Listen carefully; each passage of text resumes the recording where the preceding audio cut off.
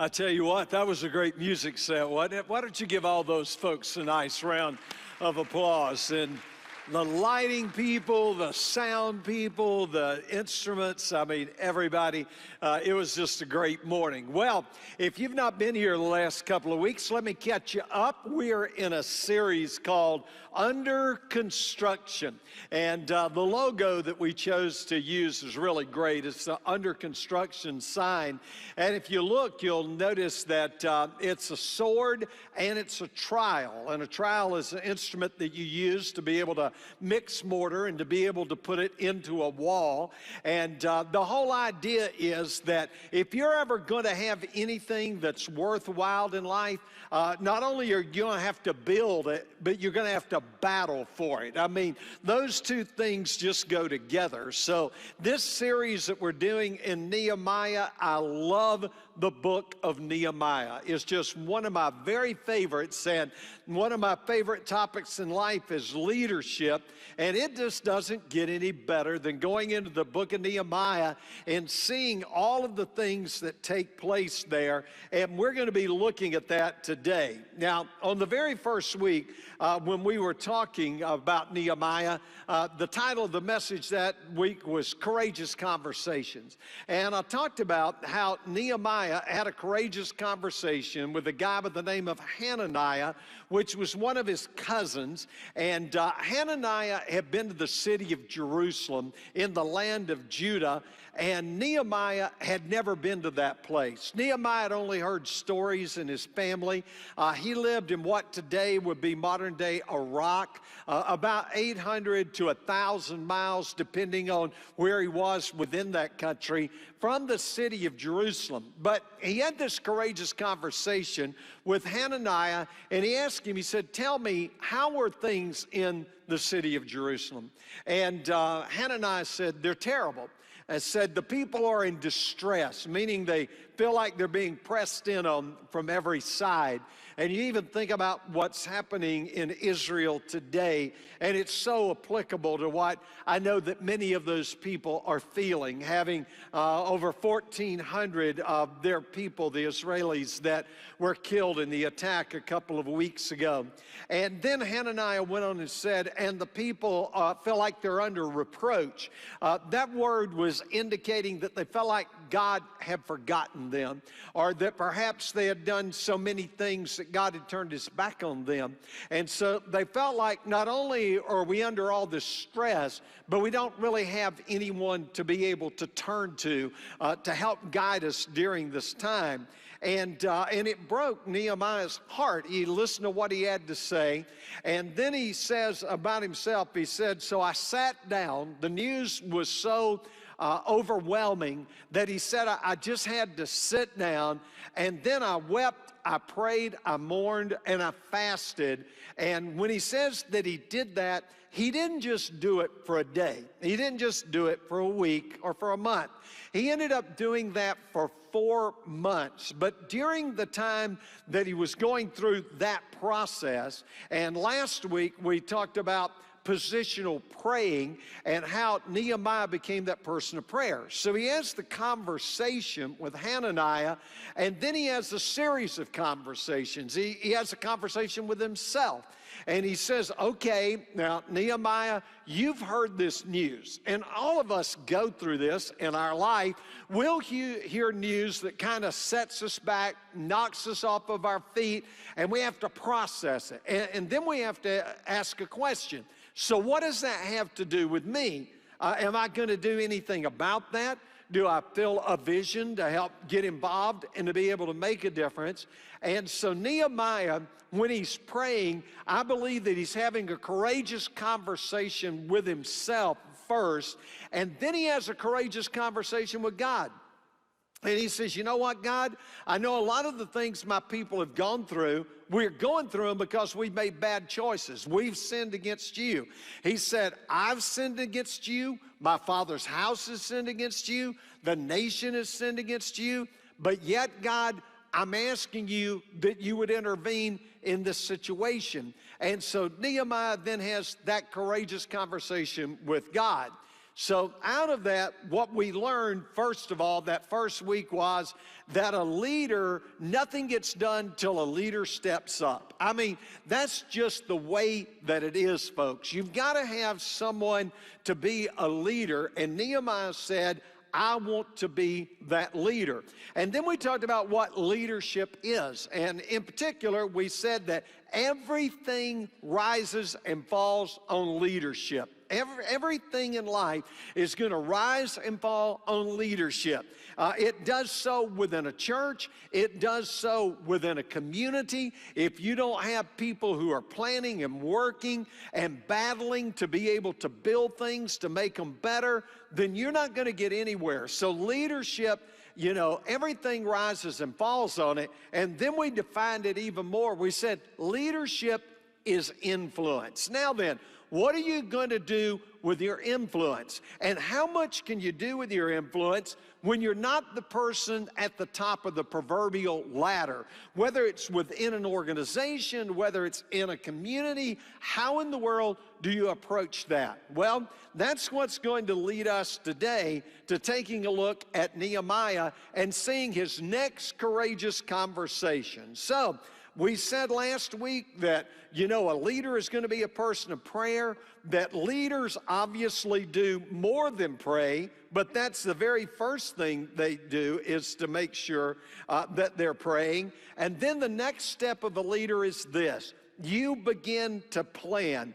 You pray and you plan. I'm just telling you that if you leave out the praying part, then your plans can just turn into dust. And you need God to guide your steps. That's why in Proverbs 16:9, it says, the mind of a man will plan his way. We sit down and we look at things and we try to calculate and we try to say, how do I get from point A to point B? How do I change my life? Especially, you know, if you're at a point right now where you're wanting to do something new with your life. And maybe if you are there, let me recommend to you a great book. It's called Next, N-E-X-T, and it's written by a good friend of mine named Jeff Henderson, who the way I would describe Jeff is he is a prince of a person. Recently, Abigail and I had the opportunity to be able to go and just sit down at lunch and talk to Jeff about what he does and about how he does it, and he's a remarkable guy. But this book, Next, will really help you. Maybe you're trying to figure out your next career move. I know this week I recommended it to a great friend of mine who's getting ready to make a major shift. He's been extremely successful, and you'll get to meet him in a few weeks, but he's been extremely successful in his career, but he's looking at what's next. What does he want to be able to do next? And maybe that's where you are today, or maybe it's what you need to do within your marriage. The idea is that leaders do more than pray, but the first thing they do is pray, and then they begin to plan. So that Proverbs 16:9 says, the mind of a man will plan his way, but it's the Lord who directs his steps. Now, I don't know about you, but I feel a lot more comfortable with the Lord directing my steps than me trying to direct my steps, or just sitting there thinking, you know, like in church, well, this must be God's will because all of a sudden I just got cold chills all over my body. You may be sitting under an air conditioner vent. That may not be God at all. You got to know the difference, right? You can't just go with goosebumps or reading a goose's liver, which is what they used to do in England, to be able to know the future. So you got to plan. You got to make sure. And what you reveal and what is revealed about Nehemiah is he's a master planner. And some of you in this room, you have that gift. You have the ability to be able to process. You have that ability to be able to plan. You know, my son-in-law, Nick Fusco, that's in the building today, he's a planner. God has given him that kind of a mind to be able to plan, and he better thank God for it because he's married to my daughter. And so they, you know, as they plan out their life, but Nick is gifted in that area. And after the last service, I was talking to some different people. We had a pastor here from Kenya today, and he was talking about, you know, the value of planning and what the message meant to him. And I was talking to some other folks about, how often you'll see a leader and they're a visionary. See, I'm a visionary. I'm not a great planner. Can I plan and can I process? I can, but I'm not as gifted at that particular area. That's why I surround myself with people that are gifted in that area. You don't need a ton of dreamers. You got Marlon and you got me. That's all you need in any organization right there. Otherwise, we'll dream you into oblivion, right? But we got to have the processors. We got to have those planners, man. And if you're gifted in that way, and a lady came up to me this morning and she said, until this morning, I never really thought about that God has gifted me with my mind that works the way that it works because I am a planner. And that's what I do. And she said, now I can see, how God is going to use that. So I'm going to show you some things that Nehemiah does right here that are important, but I think you always have to start with why. And so you have to ask the question then, well, why plan? Why plan? The mind of a man will plan his way, but it is the Lord's purposes that prevail. We definitely want that to happen. And in Proverbs 16:1, it says, we can make our plans, but the final outcome is in God's hands. And the way that it's in God's hands is He gives you free will. Now, it might interest you that one of the West Coast professors this week came out with a major paper, and he said he's determined that we have no free will in life. Well, he's wrong. And I just exercised my free will to tell you that he is wrong, because I get to make choices, you get to make choices. The choices we make today are going to equal our lifestyle tomorrow. And that lifestyle tomorrow can be thought of in this way. And this is the title of this message. You live your life by design, or you live your life by default. And if you live your life by design, you set goals and you plan and you strategize. And as President Bush used to say, you have strategery that you implement there to be able to get the life that you want to be able to live. So why do you plan? Well, number one, God does it. Our God is a God who plans. Number two, God commands it. Sometimes I look at Scripture and I marvel, because just like with Jesus, all the way back in the book of Genesis, it said that the seed of a woman will one day bruise the head of the devil. And that, of course, was referring to Jesus being virgin born. See, God always has a plan, and God does it, and God commands it, and planning is just simply good stewardship. So then, how does a leader, how do you as a leader within your home, how do you plan for your family? For those of you in corporate America and you're looking to move up and you're wanting, to rise through the ranks, then how am I going to be able to do that? Well, I can tell you, every organization looks for people who not only know how to plan, but they know how to execute. And that's the deal. See, all of us can have in our mind aspirations, and aspirations are great. Aspirations give you a vision. Aspirations drive you. It can be an aspiration that comes from a point of passion in your life, something that just lights you up and makes you go, man, this is what I want to do with my life. But sometimes it comes out of a burden. And you look at things that are the way that they are and you say, that's not right. I want to be able to make a difference. I want to be able to right a wrong. I want to be able to level a playing field. And so, and that aspiration makes you, gives you a dream about how to change the future. But the difference between an aspiration and an accomplishment is huge. And what lies between your aspirations and your accomplishment is, can you execute?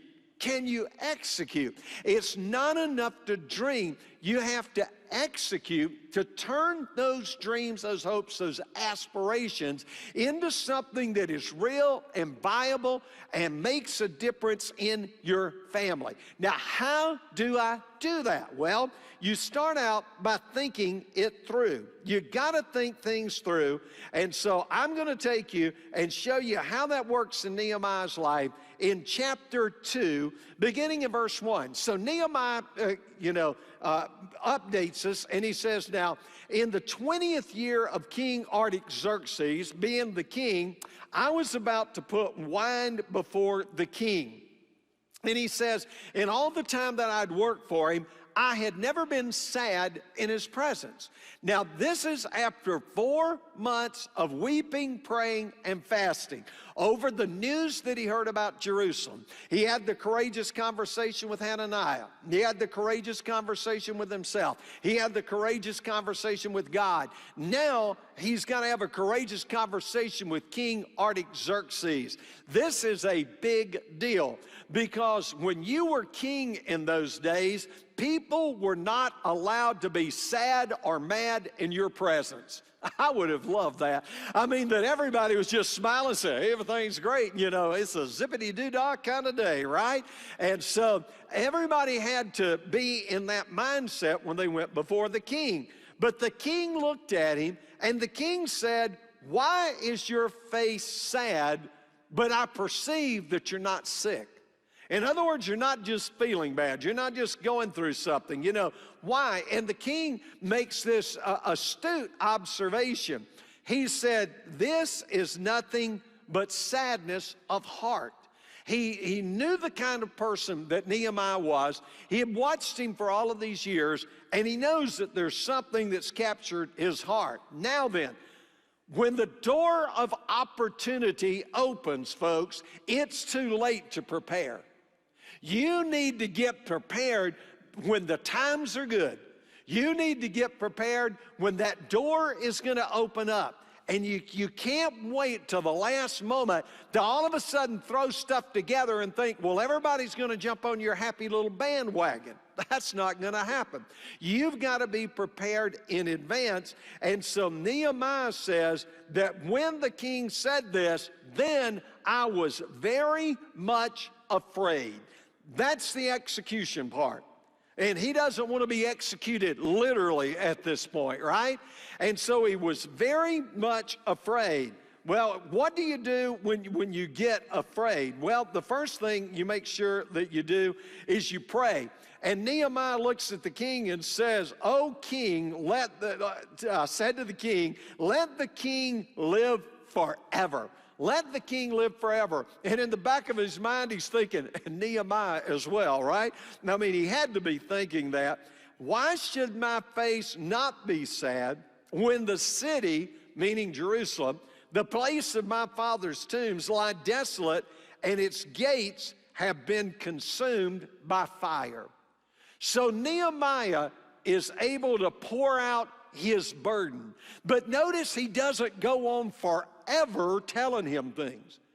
You know, some people you lose in the middle of the story and you go, I've been through your sermons before, I get it, right?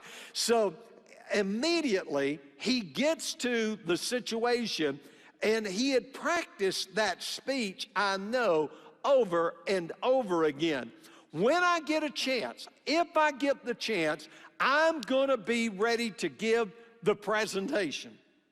And it's so important that you plan ahead of time, that you strategize, that you know that every word counts. And when you're dealing with a king like Artaxerxes, who's driven, who's very passionate, and by the way, he's the king that had allowed the walls of Jerusalem to be torn down.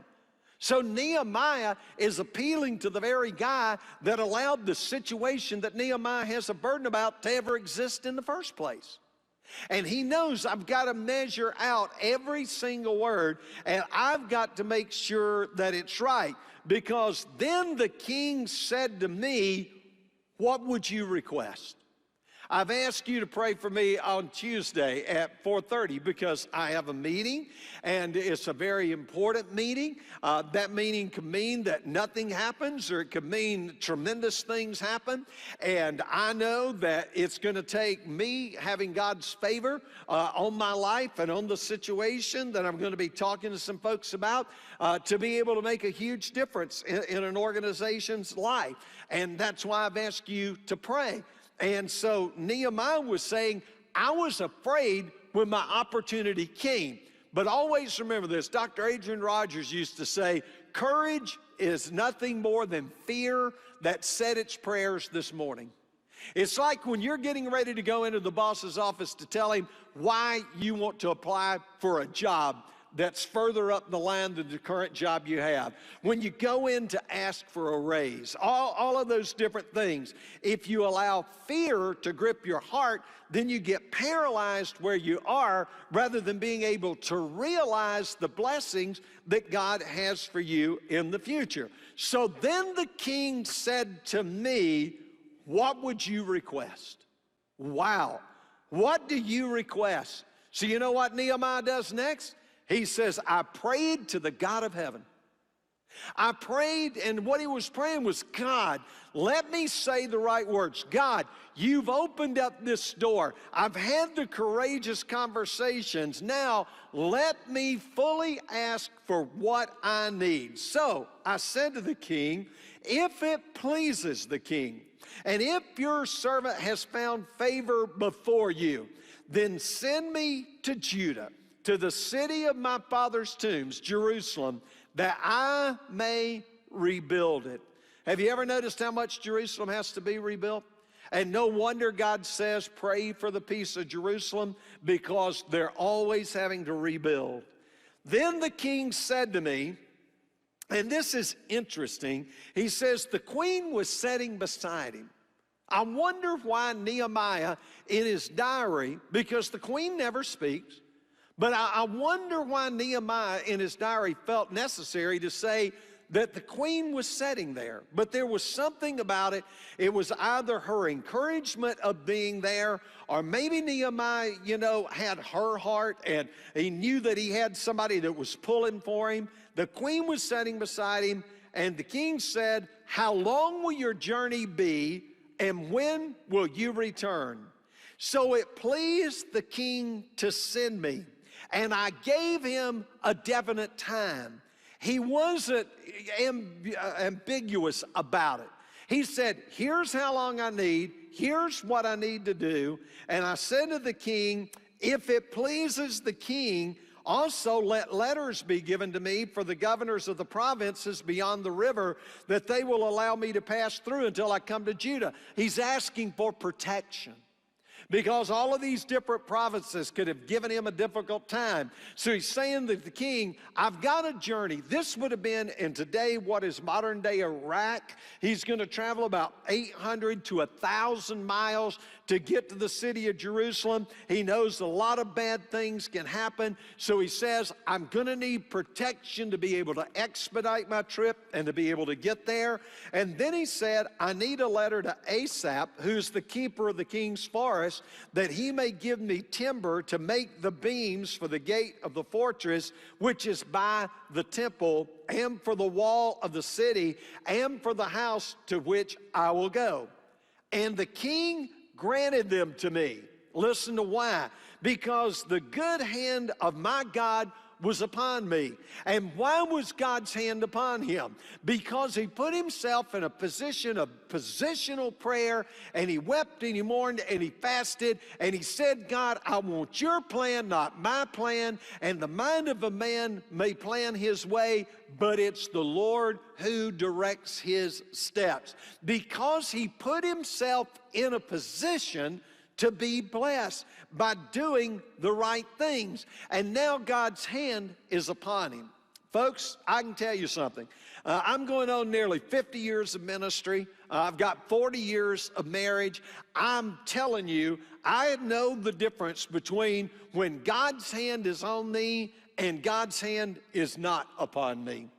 And I can tell you when I felt God's hand of opposition against me.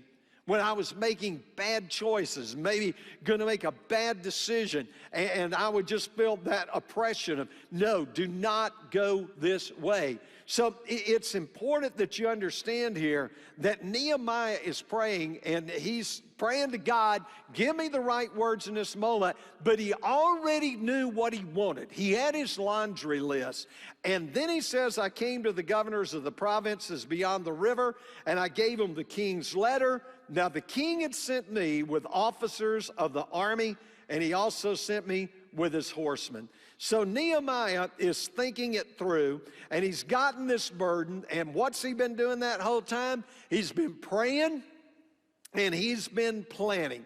And Nehemiah knew what to ask for because he had been planning. And the way that you plan is you have to plan time to think. And that's the hardest thing in the world for me, is to take white space on my calendar and block it off for thinking time and planning time, because every emergency under the sun will come along and it'll eat away at that time. But you have to have time to think. Dr. Howard Hendricks, a great professor at Dallas Theological Seminary, said nothing is more profitable than serious thinking, and nothing is more demanding. Leaders need time to think. Leaders need time to get away, and great leaders make time for think time, where you sit down and you think about your career, you think about your marriage, you think about your community, and what do you want to do? It's a leadership law that leaders take that time. Now, in Proverbs 13:16, it says, a wise man thinks ahead, but a fool doesn't even think about it. He just brags and just says, here's my folly, and he just moves straight ahead. Proverbs 14:8 says, the wise man looks ahead, but the fool just attempts to fool himself, and he doesn't even face the fact. He just goes with deceit in his life. So with that thought in mind, let me ask you about your life these three questions. Where are you right now? And I'm not talking about physically in the building here at Piedmont Church or watching online, from wherever you are, like my buddy Rylan Sapaya, I know is watching this morning. And then you ask the question, where do I want to be? And the third question is, how will I get there? So where am I now? Where do I want to be? And how am I going to get there? That's what Nehemiah does. And he's thinking it through. So he's praying for 4 months, but at the same time, he's planning for those 4 months. And what happens when you pray and you plan? God gives you a vision. And if you fail to plan, you're just planning to fail. You've heard that said all of your life, but it is absolutely true. You can't fail to plan. Don't be like the archer who always talked about he had a bullseye every time he shot an arrow, and the way he did that was he would shoot his arrow and then go draw the bullseye around it, right? You want to be that person that knows how to hit the bullseye. The bullseye is the second step: prepare for your opportunities. Prepare for your opportunities. When opportunity knocks, you need to be ready to open up the door and not be trying to get prepared for opportunity. And here's the deal about life. Life is full of opportunities. And so many times we overlook our opportunities. They're all around us, and we're not ready for them. And so Nehemiah, when he's going into Artaxerxes, he already knows exactly what he wants to be able to do and what he wants to ask for permission for. I need a leave of absence, and I need to be able to have materials to take with me. I need letters from you that's going to establish the opportunity for me to go and to do what I need to do. And even though he was fearful, he knew a leadership lesson. Leaders move ahead in spite of their fears. And never allow waiting for something perfect to take place as something you can do that's good. As a matter of fact, when you're trying to make a major decision, if you can just get to about 80%, I would tell you to go ahead and make that decision, because courage is moving ahead in spite of your fears. And what did Nehemiah do with his fears? He prayed. And when he gets this moment in front of the king, he's ready, and he asks him, and he chooses his words carefully. He says, first of all, King, I hope that you live forever. I want you to know that I am loyal. I know it's a big ask that I'm making of you, but here's the ask. And the deal is, in life, be ready for the ask. Be ready, and don't shirk back when you have the opportunity to make the big ask, and pray that God gives you that moment. Now, the way that you formulate it is you establish a goal. You establish a goal. Nehemiah is very specific here. He establishes a goal. I want to be able to rebuild a wall. In my life, I wanted to rebuild a wall. I had flunked out of college when I was 17 years old. I had a series of some dead-end jobs. I became disc jockey at some radio stations that you pretty much had to drive up in the parking lot of the radio station to pick it up. So I'm telling you, it wasn't a big-time successful career here that I was having. And I was at a dead end, and I wanted to make a change in my life. I became a Christian. That was the catalyst to everything changing in my life. And when I became a Christian, and about a year or two later, I felt like God was calling me into the ministry, someone had given me a book by a man named Zig Ziglar. And that book was called See You at the Top. I'd always tell you, read See You at the Top. I could have never dreamed when I read that book that 20 years later, when Zig did his sequel to that book called Over the Top, that he would tell my story in it, and tell the story about my life and about my family that I come from, and I'm so proud of. But Zig gave me that opportunity. Nor could I have foreseen, when he put me in a book, that one day that we'd co-author a book together. And then that on the day that Zig goes home to be with the Lord, that the family would ask me to help do his funeral along with his incredible pastor, Dr. Jack Graham, out at Prestonwood Baptist in Dallas, Texas. But God opened that door for me, and that door was to go to college. That was my dream. That was my hope. And it was so hard to ever get that door open. And I remember reading some of Zig's material, and he said, you always have to list out your benefits, and you have to list out what are the things that will block you. What are the things, what are the barriers, what are the blessings if you accomplish this goal? What are the barriers to accomplishing the goal? And he said, if the blessings do not outweigh the barriers 2 to 1, you will never get it done. You know why? Because of your mind. As a man thinketh in his heart, so is he. And if you think you're never going to get it done, you won't get it done. So goal setting is the next step in planning. You have to have a target. If you aim at nothing with your life, that's what you're going to get.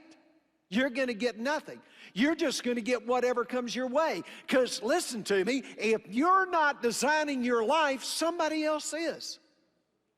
You don't want that person determining your life and your level of happiness and your level of fulfillment. So ask yourself the question, what do I want to be?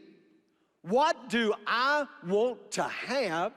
If you believe God wants you to have wealth so that you can be a philanthropist, so that you can give away more money and not just waste it on yourself, then begin to pray and to ask Him to give you that ability. And what do I want to have? What do I want to do? What is it that I want to be? Those are goals to those are steps to help you establish a goal.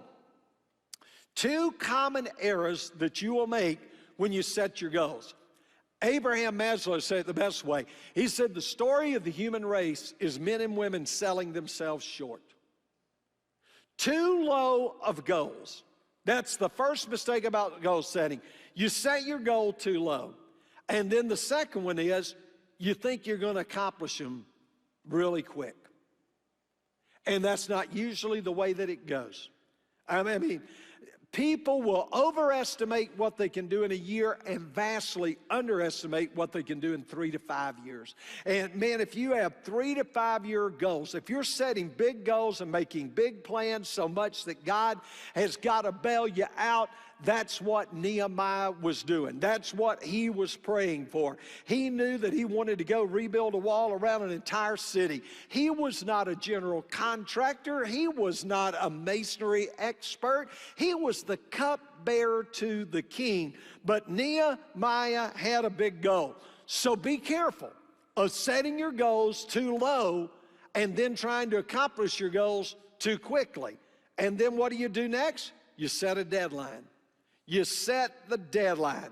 So with the king and queen sitting beside him, King Artaxerxes said, how long is your journey going to take? And when are you going to get back? And I said, well, if it pleases the king to send me, I set a time. He established the deadline. You see, you only have wishes till you put a deadline on it. When you put a deadline on it, that's the thing that will move you right there. How long's it going to take? Then you know the next thing you do? You anticipate the problems. And if you're at that stage where you're trying to anticipate some problems, go back and listen to our series, Created to Dream, that we just finished. Because it takes you through the 6 stages of faith. And it takes you through the 6 stages that every dream goes through. That you make the decision of what you're going to do, and then you're going to hit some delays, and you're going to hit some detours, and you're going to hit some dead ends, but eventually there's going to be deliverance that comes. And so you anticipate the problems. He anticipated it's going to be trouble being able to get there. Will you give me letters of protection? Will you make sure that I arrive on this journey and I arrive there safely? Will you give me letters of authority so that when I get there, I can go and get the materials that I need? You know what that tells me? Nehemiah had thought this thing out. So here's the deal, and here's the question to ask yourself in your own planning when you're anticipating the problems. What are the barriers that's going to keep me from my blessings? What are the barriers, what could hold me back? You know, if you're planning a project, ask yourself this question. If this is so good, what I want to do, why don't I already have it? And if you don't already have it, there's problems that have kept you from being able to get there. What could hold me back? What are the problems? What could go wrong? Because we all know Murphy's Law, if anything can go wrong, it will. That's just the way this fallen world works. So you have to be a leader here and not just a manager. There's things you have to manage and there's things you have to lead on. And you say, well, what's the difference? Managers focus on solving today's problems. You're trying to manage your life, and you're talking about solving today's problems. Leaders have to focus on solving tomorrow's problems. See, not only do leaders have to see further ahead, leaders have to see around corners. One of the most popular ways to say that in today's nomenclature is, well, while everybody else is playing checkers, this guy is playing chess. This woman is playing chess rather than just managing the problems. Now, the task of leadership is to anticipate problems that no one else is even thinking about. That's what I try to do as pastor here. That's what I try to do with our elders. That's what I try to do with our staff. I bombard them with articles like you wouldn't believe. You know why? Because I've never had an original thought in my life. But I sure know how to read. I sure know how to assimilate. I know that leaders are readers. I sure know that. And I know that a leader has to think further in advance than everybody else to figure out what the problems are going to be when you finally get to that situation. And if you've already figured it out, hear me, now all you're doing is managing choices and decisions that have already been made rather than trying to figure out what to do. you go ahead and you know that. And so both of those things are necessary. There's no question about it. And there's been times in my life when I didn't foresee the problems. And same thing's true for you. See, for some of you, one of these projects with a deadline is get out of debt. Get out of debt in your life. You know, get with Ed Miller over here. He'll help you in that area. I had a young lady reach out to me that I've known since she was a teenager. And she reached out and said, you know, I've got this situation with finances. I said, well, let me tell you the guy I talked to about my finances. And I recommended Ed to be able to help her with that situation. See, one of the laws of life is that it is always easier to get in than it is to get out. Amen? It's easier to get into debt than it is to get out of debt. It's easier to get into a relationship than it is to get out of a relationship. And listen, if you're going to amputate quickly is what I always say. And did you see the story the past couple of weeks about the guy who met this lady and they exchanged telephone numbers and everything? They were at some soiree, and they exchanged telephone numbers, said, let's get together and we'll have a couple of drinks and get to know each other. And so they go to this restaurant, and she ate 4 dozen oysters. I don't know that I'd want to be around anybody that slurps that much over what was a date. But he got up and he left during the meal. He thought he was there for drinks. She was there for a banquet. And so he got up and he just eased out of there. And it became a big social media thing. Did he do the right thing? Did he do the wrong thing? And all of those questions. So it's easier to get in a relationship than it is easier to get out of a relationship. It is easier to fill up your calendar than to get your calendar and eliminate things. It's easier to say yes than it is to say no. That way you please everybody. And it's just a principle in every area of life. So what you have to do when you're making your decisions, we're about done here, is you have to calculate the cost. You calculate the cost. Proverbs 27:12 talks about a sensible man is going to watch for problems ahead of time. And then he's going to prepare to meet them. You know, you're going to know what's coming your way. And then you calculate the cost. Before you use that credit card, check and see what the interest rate is, 29%. Is that really what you want to do? I mean, calculate the cost. Budgeting is a part of planning. And one of the most painful things most people do is putting themselves on a budget. But it's one of the most helpful things that you can do when it comes to your time and your money. And both of those are non-recyclable commodities. Once your money's spent, your money's spent. Once your time is spent, your time is spent. So when Nehemiah was in this situation, he gave the king a shopping list. And he said, so here's what I need. I need protection. I need the lumber. I need all of these different things. I need beams for the city gates. He had thought it out. I need lumber for the city walls. And he said, and by the way, I got to build myself a house while I'm there. And so I need to build. And remember, he's not a contractor. He's a cupbearer. He's never built anything in his life. Yet, when the opportunity came, he was ready, and he knew exactly what he needed. So the first step of leadership then is you got to be that person of prayer, right? As you're getting people together, you make the decision that you're going to do something, and then you begin to plan. How did he know what to plan for? I think God gave him wisdom to let him know, here's what you need to do. And by the way, Jesus gave us this same concept in the New Testament in Luke 14:28. He said, if one of you is planning to build a tower, he sits down first and he figures out what is it going to cost in order to see, does he have enough money to be able to finish the job? Luke 14:28. So he asked for permission. He asked for protection. He asked for provision. And it was a huge risk to go to this pagan king and lay out everything that you want to do. But he trusted the Lord. But here's the deal. the way he appealed to one in authority, the way he appealed to that one in authority is he said, if the king desires.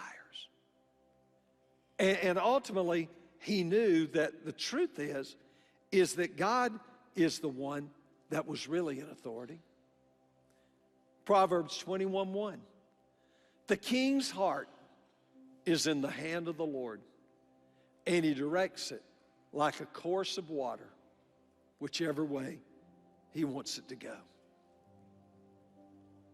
See, God takes a pagan king's heart and he moves it around.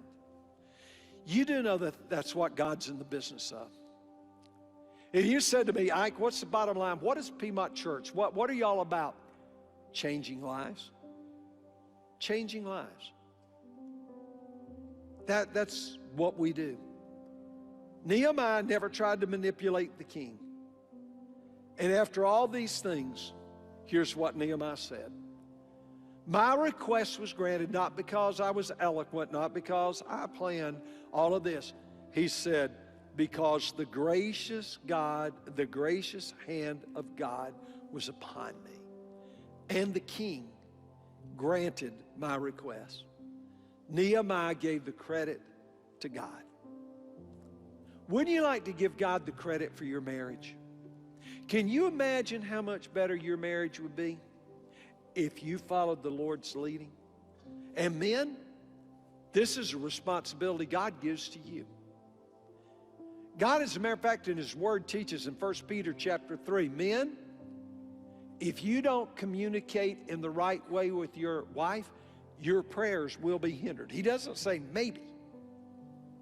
He says your prayers will be hindered. You want a better marriage? Become a better man of God. And watch how it will change things.